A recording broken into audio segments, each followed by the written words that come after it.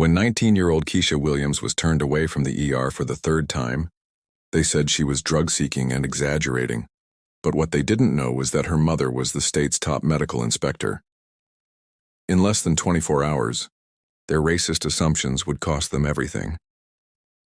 The fluorescent lights buzzed overhead in the emergency room at Mercy General Hospital, casting harsh shadows across the worn linoleum floors. The smell of disinfectant mixed with something else, something that felt like indifference, like years of dismissive glances and whispered assumptions. At 2:47 a.m. on a Tuesday night, 19-year-old Keisha Williams clutched her side, her dark skin glistening with sweat as waves of pain shot through her abdomen like lightning. She'd been here twice already in the past 6 hours. Twice she'd been told to wait it out and stop being dramatic. Twice, she'd watched white patients with less severe symptoms get rushed through those double doors, while she sat doubled over in the waiting room chairs that seemed designed to maximize discomfort. "Please," Keisha whispered to the triage nurse, her voice barely audible over the sound of her own labored breathing. "Something's really wrong. The pain is getting worse." Nurse Patricia Jenkins, a woman whose badge gleamed with 15 years of service, barely looked up from her computer screen. Her fingers clicked impatiently on the keyboard as she typed notes that would later become evidence in a federal investigation. "Honey, we've been through this," Patricia said, her voice dripping with the kind of condescension that had become as common as the hospital's morning coffee. "Young girls like you come in here all the time looking for pain medication. Why don't you go home, take some Tylenol, and call your regular doctor in the morning?" But Keisha wasn't just any teenager. What Patricia Jenkins didn't know, what none of them knew as they exchanged knowing glances and eye rolls, was that Keisha Williams was the daughter of Dr. Monica Williams, the state's chief medical quality inspector, the same woman who had the power to shut down entire medical facilities with a single report. Dr. Williams had spent the last 20 years working her way up from a young black medical student who faced her own share of discrimination to becoming one of the most feared and respected voices in healthcare oversight. She'd built her reputation on holding hospitals accountable for the exact kind of treatment her daughter was receiving at that very moment. Keisha had never mentioned her mother's position. She'd learned long ago that she wanted to be treated based on her symptoms, not her family connections. But as she sat in that waiting room for the third time, watching the clock tick past 3 a.m. while her appendix prepared to rupture, she began to realize that sometimes silence isn't noble. It's dangerous. "I need to see a doctor," Keisha said again, this time with more force.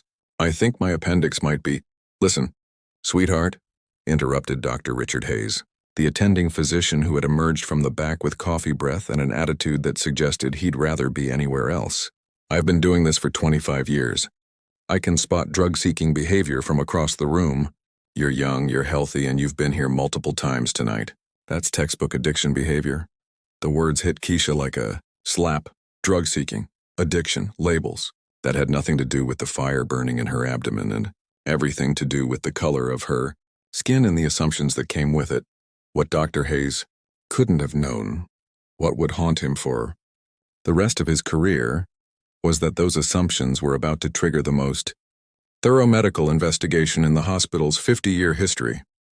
Because while he saw a drug-seeking teenager, he was actually looking at the daughter of the woman who had just finished drafting new protocols for identifying racial bias in emergency medical care. Dr. Monica Williams had spent months developing a comprehensive framework for detecting patterns of discriminatory treatment in hospitals. She had case studies, statistical models, and a federal mandate to identify facilities that were failing their communities.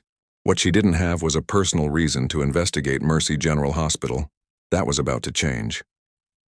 As Keisha stumbled back to her mother's car at 3:15 a.m., tears streaming down her face and pain radiating through her core, she had no idea that her mother's phone was already buzzing with text messages that would change everything. Because unknown to the staff at Mercy General, every interaction, every dismissive comment, every assumption-laden decision was being documented by security cameras that fed directly into a system Dr. Williams had helped design. And with just one phone call to her mother, Keisha was about to unleash an investigation that would expose decades of systemic racism and medical negligence. Because sometimes, the person you underestimate has the power to expose everything you've been hiding. Before we continue with this incredible story of justice and accountability, I want you to know that stories like Keisha's happen every single day across America. If this content matters to you, if you believe that everyone deserves equal medical treatment regardless of their race or background, please hit that subscribe button. These stories need to be told, and your subscription helps ensure they reach the people who need to hear them most. Rate this story from 0 to 10 based on how much it resonates with you, and let me know in the comments if you or someone you know has experienced similar treatment in a healthcare setting. Your voices matter, and sharing these experiences helps create the change we need to see. Now, let's dive deeper into what happened next, because what unfolded over the next 24 hours would forever change how this hospital and many others treat patients who don't fit their narrow definition of deserving. Keisha Williams had always been what teachers called an old soul. At 19, she carried herself with the quiet confidence of someone who had learned early that the world wouldn't always be fair, but that dignity was something no one could take from you. She was a sophomore at State University studying pre-med, following in footsteps that had been carved by a mother who refused to let discrimination define her limits. Growing up as the daughter of Dr. Monica Williams came with both privileges and pressures that most people couldn't imagine. While other kids complained about scraped knees, Keisha learned medical terminology. While her friends feared doctor visits, she understood that healthcare was both a science and a calling, one that required practitioners to see beyond race, class, and preconceptions. But Monica Williams had been deliberate about one thing. Keisha would never use her mother's name or position to get special treatment. "The moment you rely on who I am," her mother had told her, "you stop being who you're meant to become." So when Keisha filled out medical forms, she listed her emergency contact as simply Monica Williams with no title, no credentials, no indication that this was the same Dr. Williams whose signature appeared on hospital compliance reports across the state. Mercy General Hospital had been on Dr. Monica Williams' radar for months, though not for reasons anyone there would have suspected. As the state's chief medical quality inspector, she had access to databases that tracked everything from patient satisfaction scores to demographic breakdowns of treatment patterns. The data coming out of Mercy General told a troubling story. Black patients waited 40% longer for pain medication, were 60% more likely to be labeled as drug-seeking, and had significantly higher rates of treatment delays compared to white patients with identical symptoms. But data was one thing. Personal experience was quite another.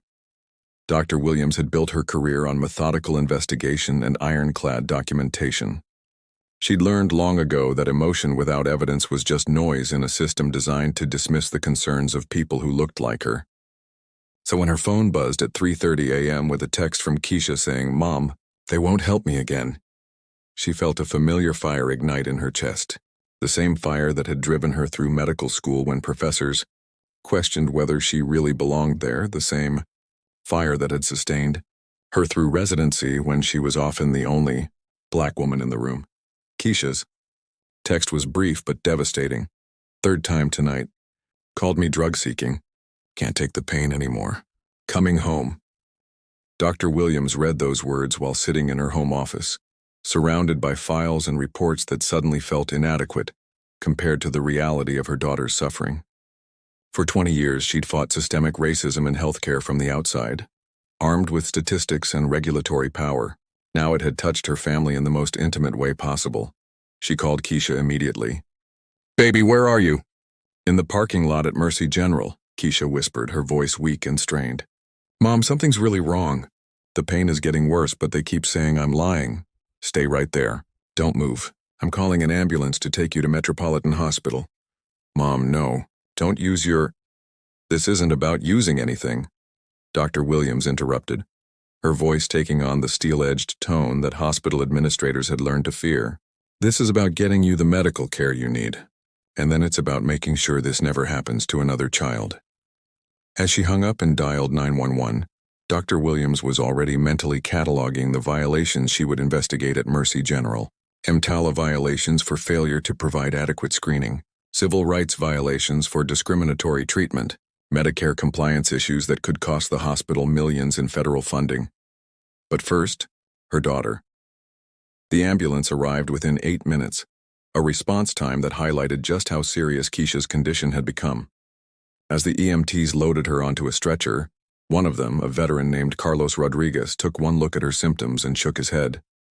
"How long have you been in pain like this?" he asked. "Since yesterday afternoon," Keisha managed to say between gasps. Carlos exchanged a look with his partner. "Ma'am, with symptoms like these and that duration, someone should have caught this hours ago. This looks like appendicitis, and if I'm right, you're close to rupture." He was right.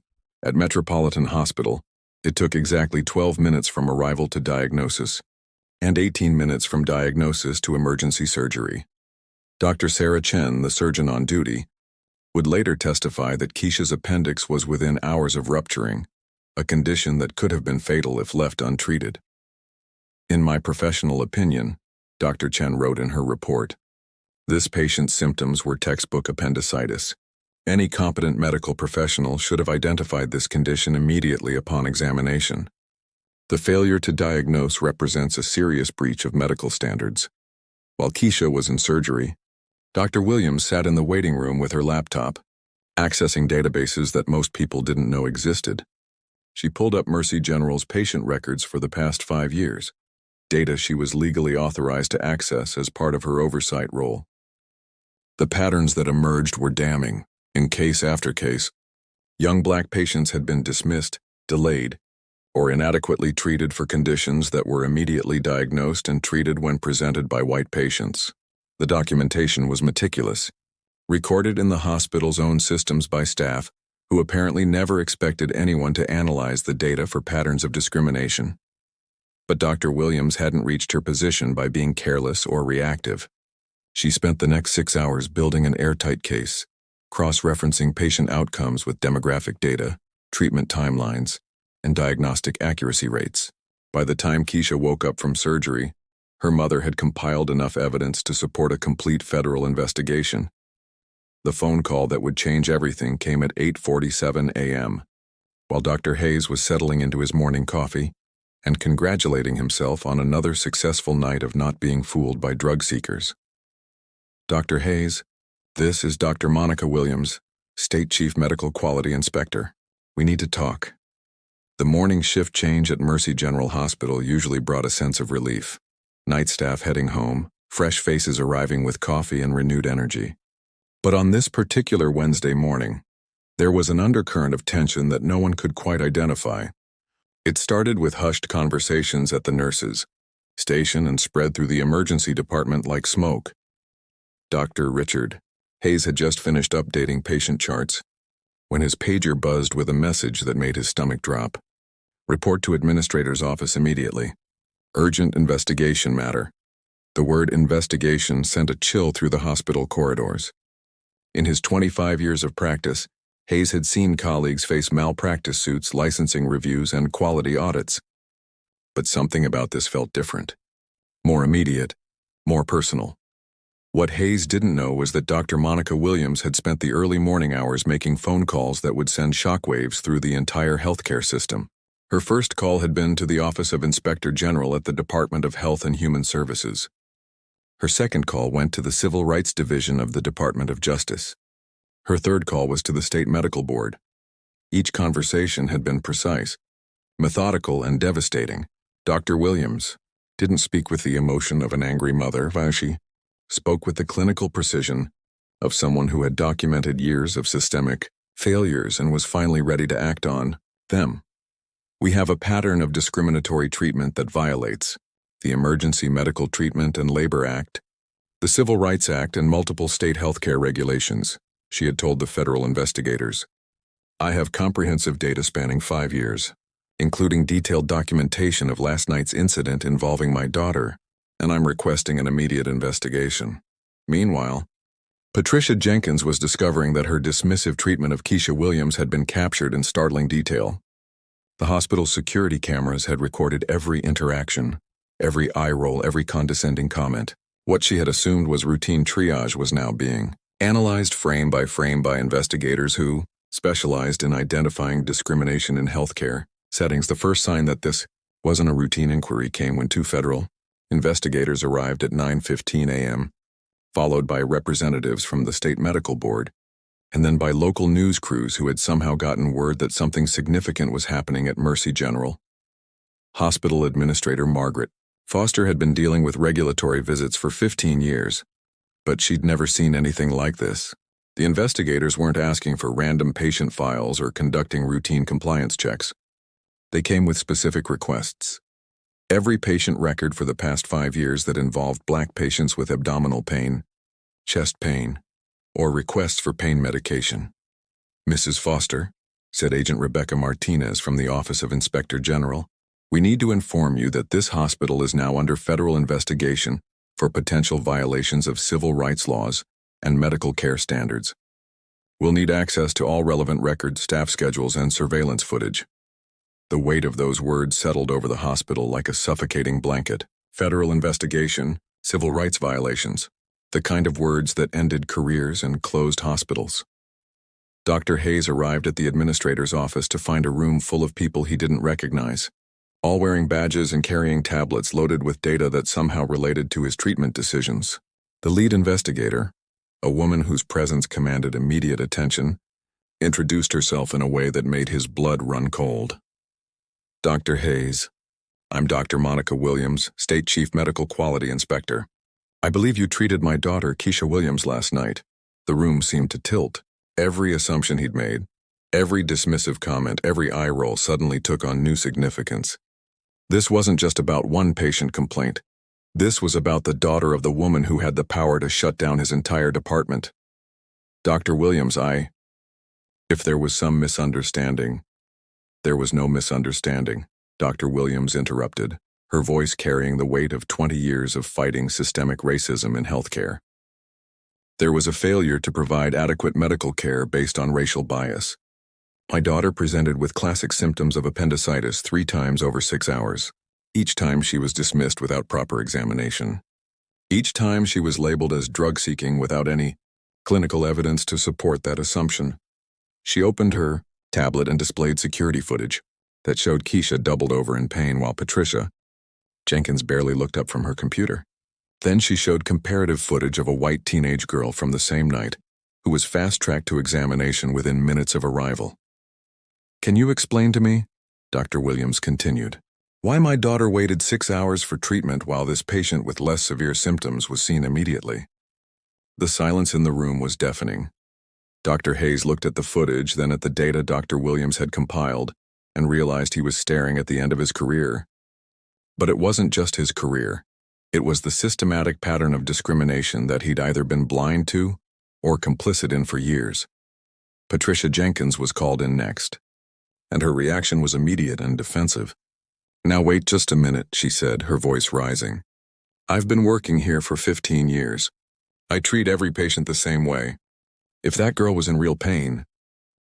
"That girl," Dr. Williams said quietly, "is my daughter, and her appendix was removed in emergency surgery this morning because your same way of treating patients nearly killed her." The color drained from Patricia's face as the full implications hit her. This wasn't just about a difficult patient or a busy night in the ER. This was about a pattern of discrimination that had been documented, analyzed, and was now being presented as evidence in a federal investigation. But Dr. Williams wasn't finished. She had spent months preparing for an investigation like this, never imagining it would involve her own daughter. Now she was unleashing years of accumulated evidence and regulatory authority in a way that would reshape how hospitals across the state approached patient care. "Mrs. Foster," she said, turning to the hospital administrator, "I need to inform you that based on preliminary findings, this hospital is in violation of multiple federal regulations. We'll be conducting a comprehensive audit of all emergency department practices, with particular attention to treatment patterns by patient demographics." The investigative team that had assembled at Mercy General wasn't just looking at one night or one patient. They were examining years of decisions, policies, and cultural practices that had created an environment where racial bias in medical care could flourish unchecked. And as word spread through the hospital that they were under federal investigation, staff members began to realize that their casual racism and systematic discrimination hadn't gone unnoticed. It had been carefully documented by someone with the power to shut them down. The reckoning had begun. In her modest apartment near the university campus, Keisha Williams woke up from surgery to find her room filled with flowers, cards, and something she'd never seen before. Her mother crying. Dr. Monica Williams had built her reputation on maintaining professional composure under pressure, but sitting beside her daughter's hospital bed, all of that carefully constructed armor had crumbled. "Mom," Keisha whispered, her voice hoarse from the anesthesia. "Why didn't you tell me you were investigating hospitals like Mercy General?"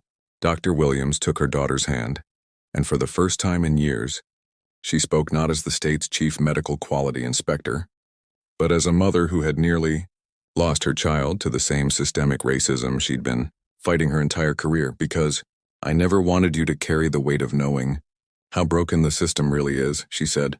"I wanted you to believe that if you were sick, people would help you, that your skin color wouldn't matter when you were in pain." But as mother and daughter talked through the morning, a much deeper story began to emerge, one that explained not just Dr. Williams' position as a medical inspector, but why she'd dedicated her life to exposing discrimination in healthcare. 23 years earlier, Monica Williams had been a young medical student dating a fellow student named David Thompson.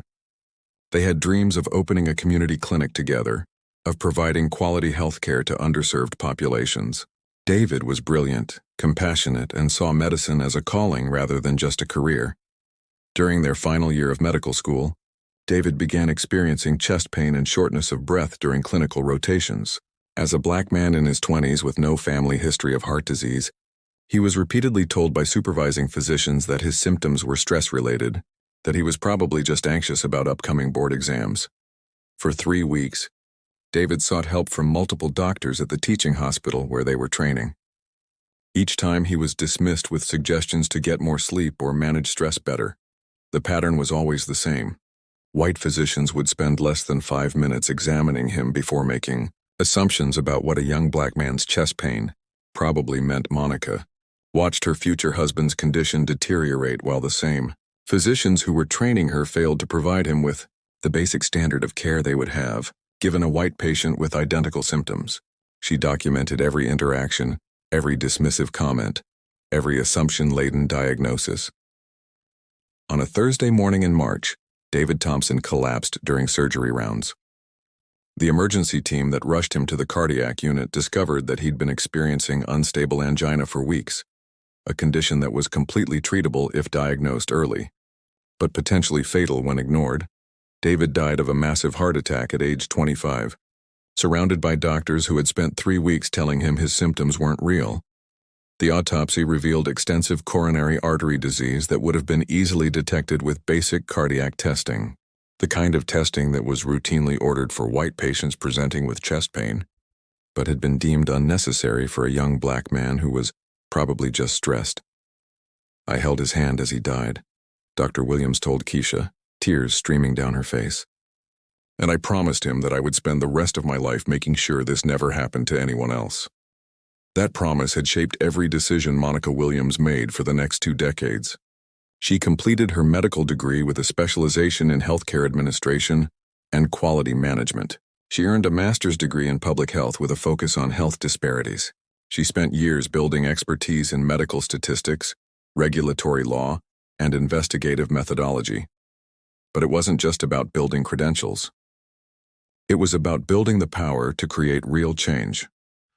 Dr. Williams had started as a quality assurance coordinator at a small regional hospital, where she quickly gained a reputation for meticulous documentation and fearless advocacy for patients.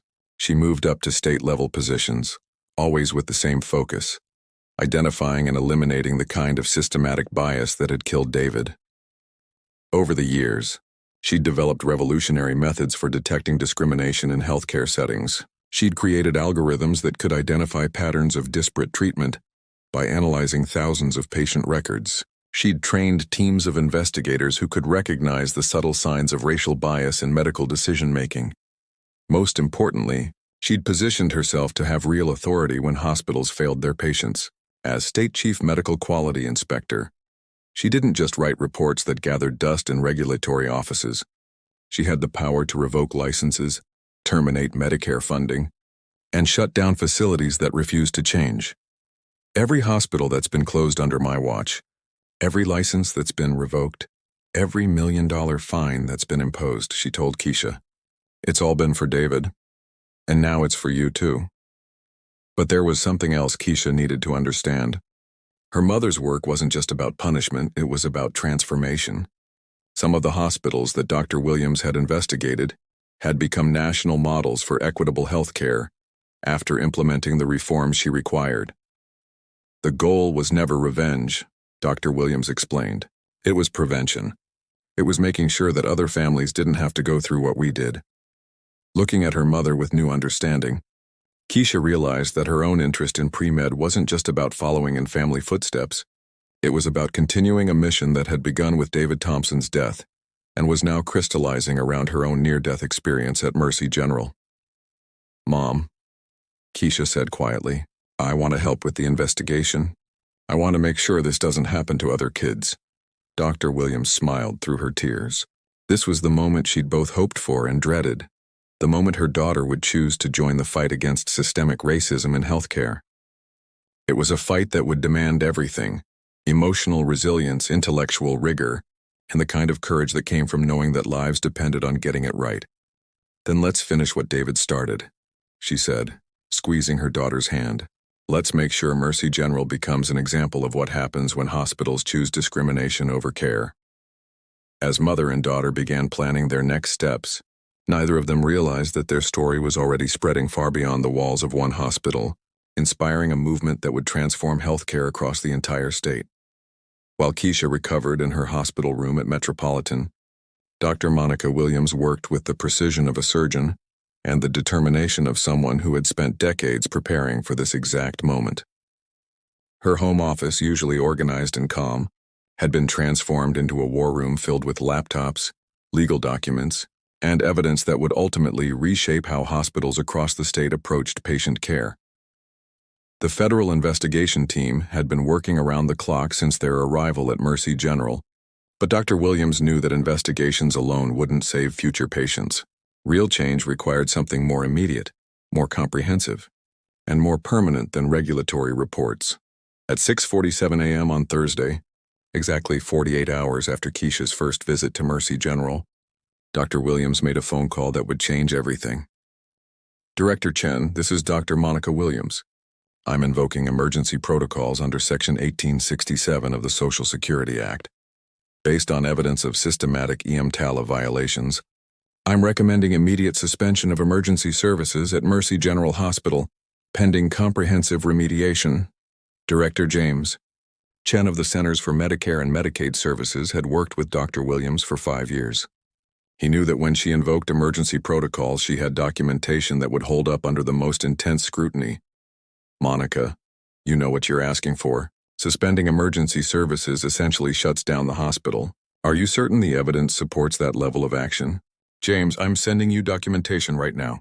5 years of data showing systematic discrimination in emergency treatment, patient outcomes that differ significantly by race, and security footage of my daughter being denied care for a life-threatening condition while white patients with less severe symptoms were fast-tracked for treatment." The same files Dr. Williams transmitted that morning weren't just about Keisha's case. They represented the most comprehensive documentation of healthcare discrimination that federal regulators had ever seen. Patient records had been cross-referenced with demographic data, treatment timelines, diagnostic accuracy rates, and outcome statistics to create an undeniable pattern of systematic bias, but the truly devastating evidence came from the hospital's own security system. Dr. Williams had obtained warrants for surveillance footage spanning the previous 6 months, and the patterns that emerged were shocking in their clarity and consistency. The footage showed white patients being greeted with immediate attention and concern, while black patients were often made to wait longer, questioned more aggressively about their pain levels, and subjected to skeptical body language from staff members who apparently didn't realize they were being recorded. Most damning of all was a compilation video that Dr. Williams had created showing side-by-side comparisons of patient treatment. A white teenager with a sports injury was rushed to examination within minutes. A black teenager with identical symptoms waited 3 hours. A white woman reporting chest pain was immediately connected to cardiac monitoring. A black woman with the same complaints was told to calm down and given anxiety medication. By 10 a.m., the evidence had made its way to Washington, D.C., where federal officials were reviewing the most clear-cut case of healthcare discrimination they had encountered in years.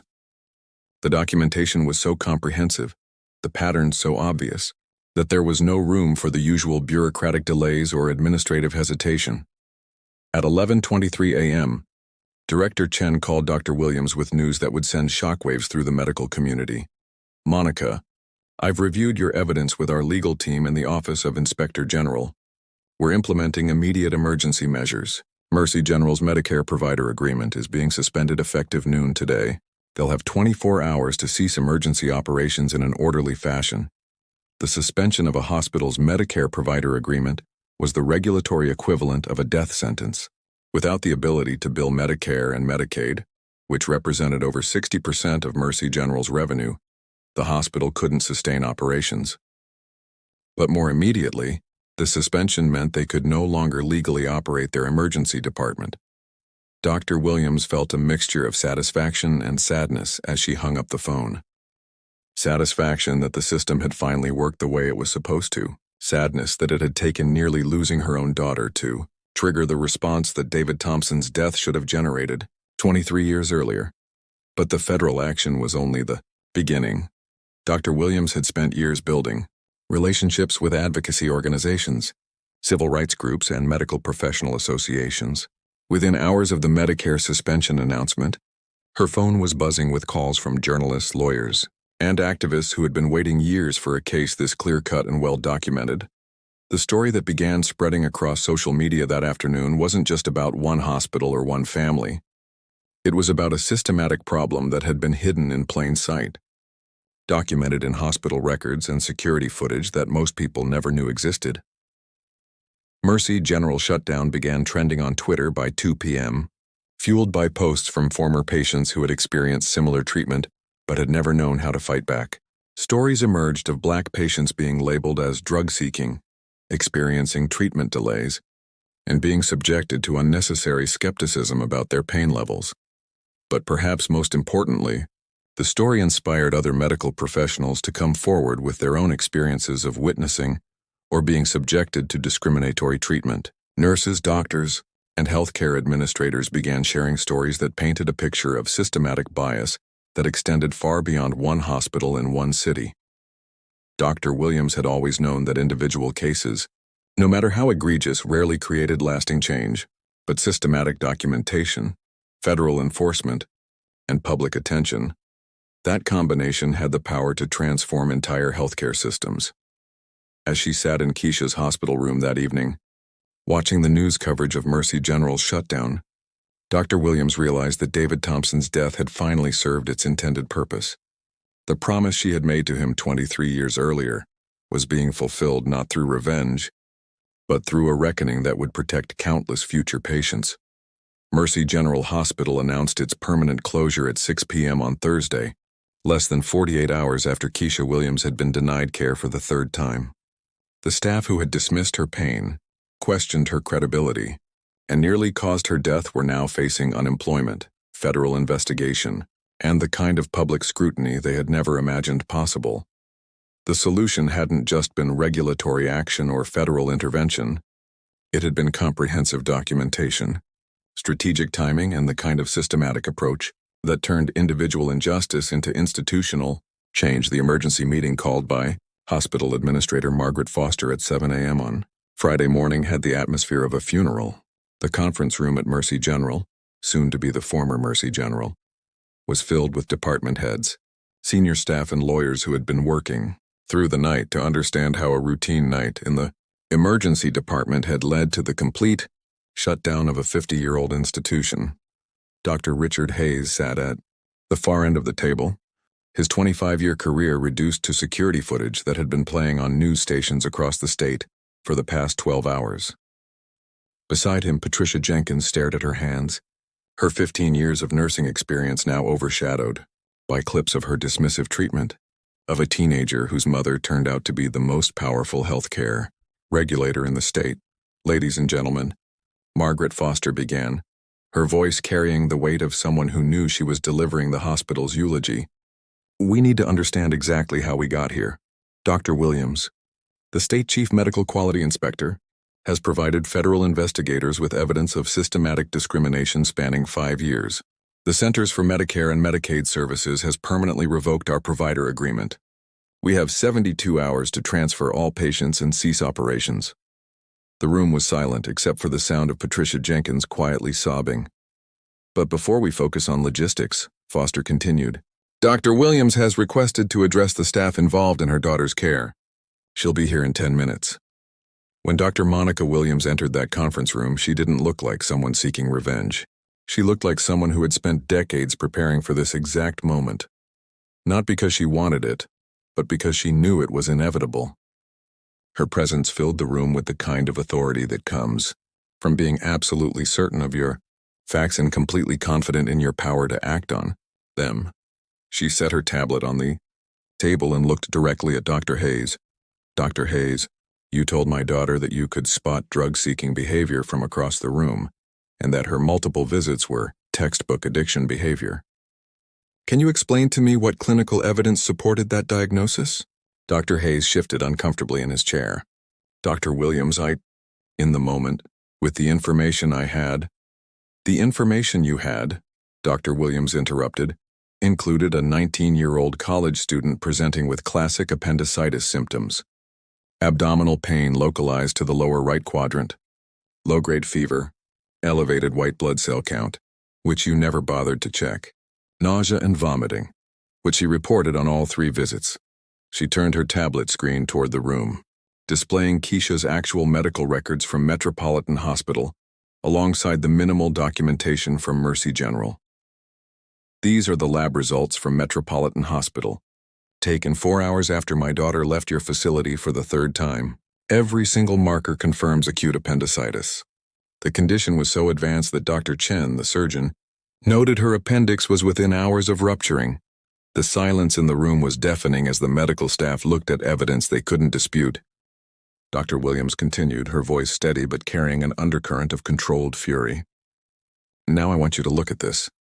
The tablet screen shifted to show comparative data that painted a devastating picture of treatment patterns at Mercy General.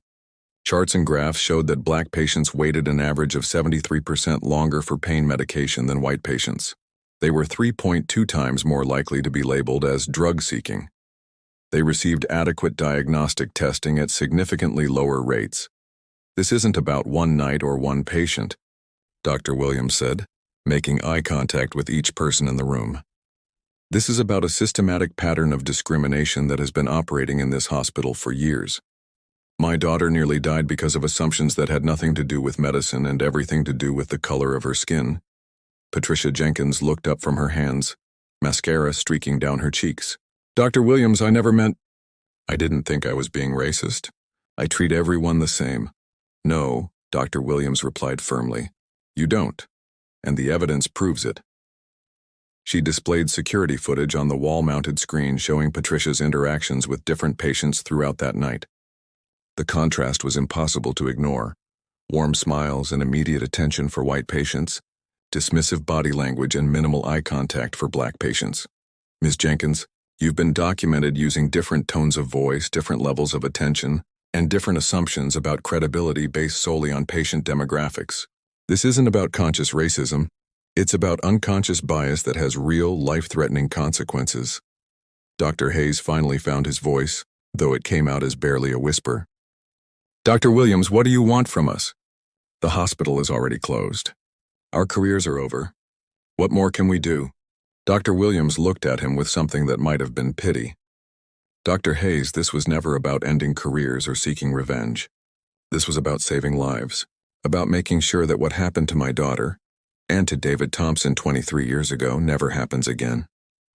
She paused, letting the weight of her words settle over the room. I want you to understand that every dismissive glance, every assumption, every shortcut you took based on a patient's appearance could have been someone's last interaction with the healthcare system. I want you to carry that knowledge forward, wherever your careers take you next. Margaret Foster, who had been silent throughout the confrontation, finally spoke. Dr. Williams, speaking for the entire staff of Mercy General, I want to offer our sincere apologies, but I also want to ask, what can we do to make this right? How do we ensure this doesn't happen at other hospitals? For the first time since entering the room, Dr. Williams' expression softened slightly. Mrs. Foster, that's the first question anyone has asked that gives me hope. Because this conversation, this reckoning, needs to happen at every hospital in the country. She turned her tablet screen back to face the room, displaying a different set of documents. I've spent the morning working with federal investigators, civil rights organizations, and medical associations to develop mandatory bias training protocols. Every healthcare worker in this state will complete this training within 6 months or their licenses will be suspended. Every hospital will implement real-time monitoring systems to track treatment disparities, and every medical school will require courses on implicit bias and cultural competency. The room was quiet as the magnitude of the changes sank in. This wasn't just about Mercy General anymore. This was about transforming an entire healthcare system. But most importantly, Dr. Williams concluded, we're establishing the David Thompson and Keisha Williams Patient Advocacy Center. It will provide oversight, investigate complaints, and ensure that no family has to go through what mine has endured. As she packed up her tablet and prepared to leave, Dr. Williams turned back to the assembled staff one final time. I hope you understand now that the young woman you dismissed wasn't just another patient. She was someone's daughter, someone's future, and she deserved the same level of care and respect that you would want for your own children. The door closed behind her with a quiet click, leaving the staff of the former Mercy General Hospital to contemplate the wreckage of their assumptions and the long road ahead to redemption. 3 months after Mercy General Hospital closed its doors forever, Dr. Monica Williams walked into the auditorium at State Medical University for what would become the most attended medical conference in the institution's history. Word had spread through the healthcare community that the woman who had single-handedly shut down an entire hospital would be speaking about systemic reform in medical care. But as she stepped to the podium, Dr. Williams wasn't alone. Beside her stood Keisha, now fully recovered and more determined than ever to pursue her medical degree. The sight of mother and daughter together sent a powerful message to the 800 healthcare professionals packed into the auditorium. This wasn't just about regulatory oversight. This was about families, communities, and the human cost of medical discrimination. 3 months ago, Dr. Williams began, her voice carrying across the silent auditorium.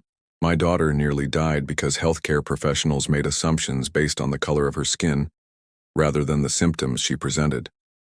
Today I want to talk about how we ensure that never happens again. The presentation that followed wasn't a lecture. It was a masterclass in healthcare transformation. Dr. Williams displayed data from hospitals across 17 states, showing how the Mercy General investigation had triggered a wave of policy changes that were already saving lives. Emergency departments nationwide had implemented new protocols requiring second opinions when patients were labeled as drug-seeking. Medical schools had added mandatory courses on implicit bias training. Hospital systems had installed real-time monitoring, software that flagged potential discrimination in treatment patterns. The David Thompson and Keisha Williams Patient Advocacy Center has processed over 200 complaints in its first 3 months of operation, Dr. Williams announced. Of those, 340 resulted in immediate policy changes at healthcare facilities. 17 hospitals have implemented comprehensive reform programs. And most importantly, we have documented evidence that patient satisfaction scores have increased significantly among minority populations at hospitals that have embraced these changes. But the statistics, impressive as they were, weren't the real story. The real story was sitting in the front row of the auditorium. Former patients who had been dismissed, misdiagnosed, or inadequately treated because of racial bias, and who now had a system in place to advocate for their rights. Maria Rodriguez, a 24-year-old teacher from Houston, stood up during the question period. Dr. Williams, 6 months ago I spent 8 hours in an emergency room with chest pain. I was told I was having anxiety and given Xanax. The next day I had a heart attack. After your investigation methods were implemented at that hospital, they discovered a pattern of heart disease being missed in young Latino women. They've now changed their protocols, and I want to thank you for making sure other women don't go through what I did. The applause that followed was thunderous, but Dr. Williams raised her hand for quiet. Maria, you don't need to thank me. You need to thank yourself for speaking up, for filing a complaint, and for refusing to accept that inadequate care was normal. That's what creates real change. Patients who demand better. Keisha stepped forward to the microphone, her voice clear and confident despite speaking to hundreds of medical professionals.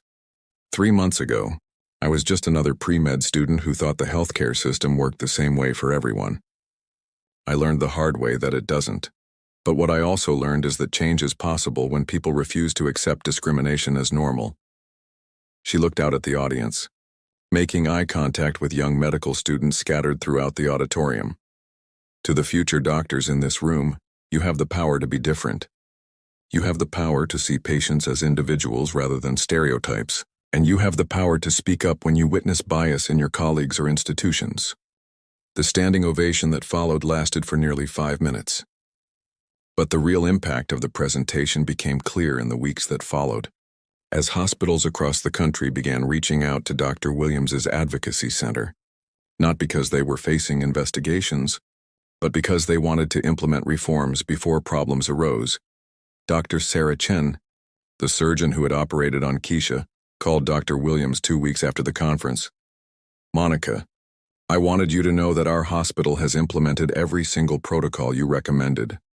More importantly, we've started a mentorship program where young doctors are paired with experienced physicians, specifically to discuss cases where implicit bias might affect treatment decisions. The program is named after Keisha, with her permission, of course. But perhaps the most meaningful recognition came from an unexpected source. Dr. James Patterson, the former chief of emergency medicine at Mercy General, requested a meeting with Dr. Williams 6 months after the hospital's closure. "Dr. Williams," he said as they sat in her office, "I've spent the last 6 months thinking about every patient I dismissed, every assumption I made, every time I let bias affect my medical judgment. I can't undo the harm I caused, but I can dedicate the rest of my career to preventing others from making the same mistakes." He handed her a thick folder. "I've documented every case I can. Remember where I suspect racial bias affected my treatment decisions. I've also created a training curriculum based on those cases, real scenarios, that medical professionals can use to recognize bias in their own decision-making." Dr. Williams accepted the folder with something approaching forgiveness. "Dr. Patterson, acknowledgement is the first step toward redemption. But the real work isn't in documenting past mistakes. It's in ensuring future doctors never make them." As word of the Advocacy Center's success spread, Dr. Williams found herself consulting with healthcare systems across the country. But she insisted on one condition. Every reform program had to include patient voices, community input, and real accountability measures. "Systemic change doesn't happen in conference rooms," she explained to hospital administrators who wanted quick fixes. "It happens in examination rooms, at bedside conversations, and in the split-second decisions that healthcare workers make every day." The vindication wasn't just personal, it was institutional.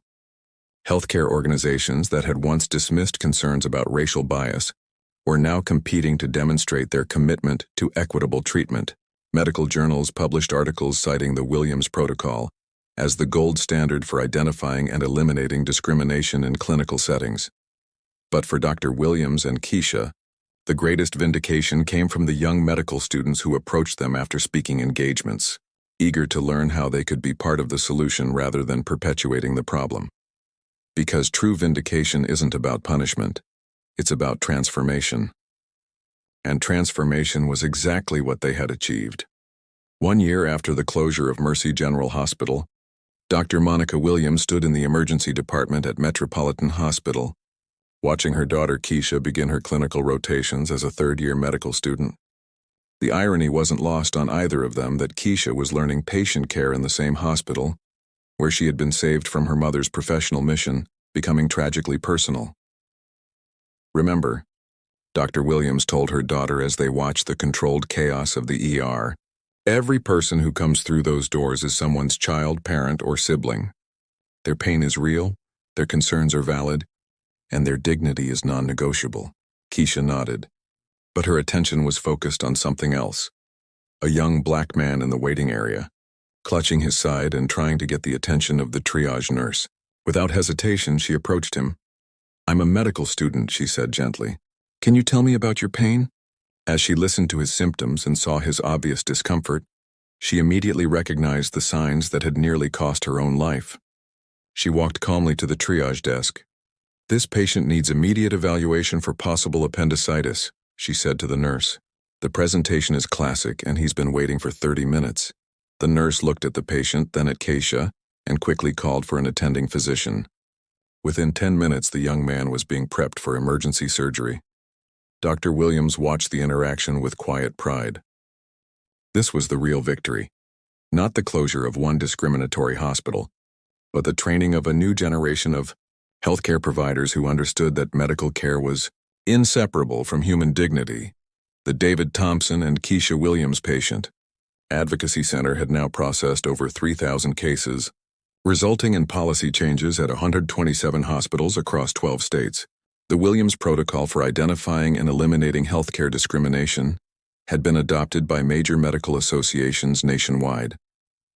Most importantly, patient satisfaction scores among minority communities had increased by an average of 23% at hospitals implementing comprehensive bias training. But numbers, as Dr. Williams had learned over her 20-year career, only told part of the story. The real story was in the lives saved, the pain acknowledged, and the dignity restored.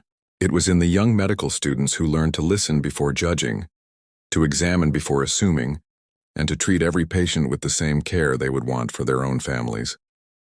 As mother and daughter walked out of the hospital that evening, Keisha asked, "Mom, do you think we've really changed things?" Dr. Williams looked back at the emergency department where her daughter had just potentially saved a young man's life, simply by paying attention and speaking up. "One patient at a time," she replied. "One doctor at a time. One hospital at a time. That's how real change happens. Because sometimes the person you underestimate has the power to save not just one life, but an entire system. And sometimes that's exactly what the world needs."